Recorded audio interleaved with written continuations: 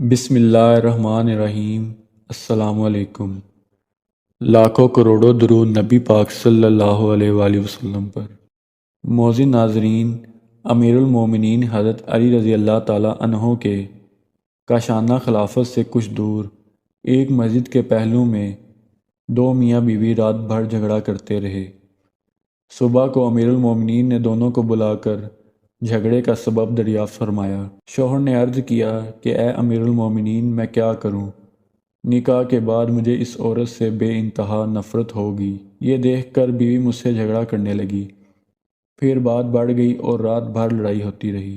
آپ نے تمام حاضرین کو دربار سے باہر نکال دیا اور عورت سے فرمایا کہ دیکھ، میں تجھ سے جو سوال کروں اس کا سچ سچ جواب دینا۔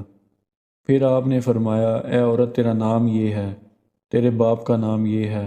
عورت نے کہا، بالکل ٹھیک ٹھیک آپ نے بتایا۔ پھر آپ نے فرمایا، اے عورت، تو یاد کر کہ تو زناکاری سے حاملہ ہو گئی تھی اور ایک مدت تک تو اور تیری ماں اس حمل کو چھپاتی رہی۔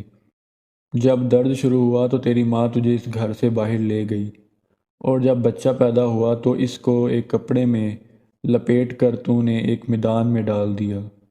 اتفاق سے باہر سے ایک کتا اس بچے کے پاس آیا۔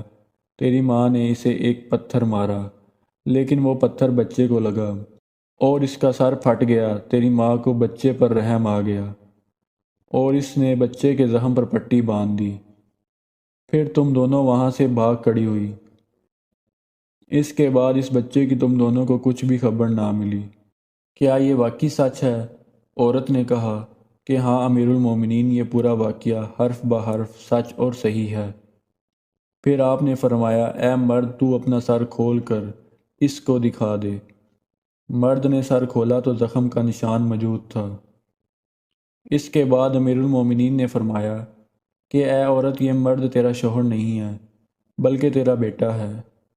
تم دونوں اللہ تعالیٰ کا شکر ادا کرو کہ اس نے تم دونوں کو حرام کاری سے بچا لیا۔